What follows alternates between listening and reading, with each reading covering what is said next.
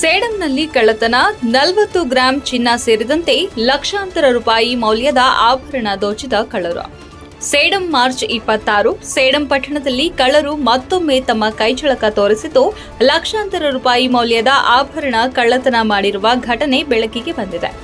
ಪಟ್ಟಣದ ವೆಂಕಟೇಶ ನಗರ ಬಡಾವಣೆಯಲ್ಲಿ ನಡೆದ ಈ ಕಳ್ಳತನದಲ್ಲಿ ಶಿಕ್ಷಕರಾದ ಗುರಪ್ಪ ಹಾಗೂ ಬಸವರಾಜ್ ದೇವತ್ಕಲ್ ಎಂಬುವರ ಮನೆಗೆ ಕಳ್ಳರು ದಾಳಿ ನಡೆಸಿದ್ದಾರೆ. ಇಬ್ಬರು ಕೂಡ ಸೇಡಂನ ಜಗನ್ನಾಥ ಕಲಾಲ ಎಂಬುವವರ ಮನೆಯಲ್ಲಿ ಬಾಡಿಗೆಗೆ ವಾಸವಿದ್ದಾರೆ. ಮಂಗಳವಾರ ರಾತ್ರಿ ಈ ಕೃತ್ಯ ನಡೆಯಿತಾದರೂ ಬೆಳಗ್ಗೆ 7 ಗಂಟೆಗೆ ಘಟನೆ ಬೆಳಕಿಗೆ ಬಂದಿದೆ. ಕಳ್ಳರು ಮನೆಗೆ ಪ್ರವೇಶಿಸಿ 40 ಗ್ರಾಂ ಚಿನ್ನ ಹಾಗೂ ಇನ್ನಿತರ ಬೆಲೆ ಬಾಳುವ ಆಭರಣಗಳನ್ನು ಕದ್ದು ಪರಾರಿಯಾಗಿದ್ದಾರೆ. ಘಟನೆ ಕುರಿತು ಗುರಪ್ಪ ಮತ್ತು ಬಸವರಾಜ್ ದೇವತ್ಕಲ್ ಸ್ಥಳೀಯ ಪೊಲೀಸ್ ಠಾಣೆಯಲ್ಲಿ ದೂರು ದಾಖಲಿಸಿದ್ದಾರೆ. ಘಟನೆಯನ್ನ ಗಂಭೀರವಾಗಿ ಪರಿಗಣಿಸಿರುವ ಪೊಲೀಸರು ಶೀಘ್ರದಲ್ಲೇ ತನಿಖೆ ಆರಂಭಿಸಿ ಕಳ್ಳರನ್ನ ಪತ್ತೆ ಹಚ್ಚುವ ಕಾರ್ಯಾಚರಣೆ ಕೈಗೊಂಡಿದ್ದಾರೆ.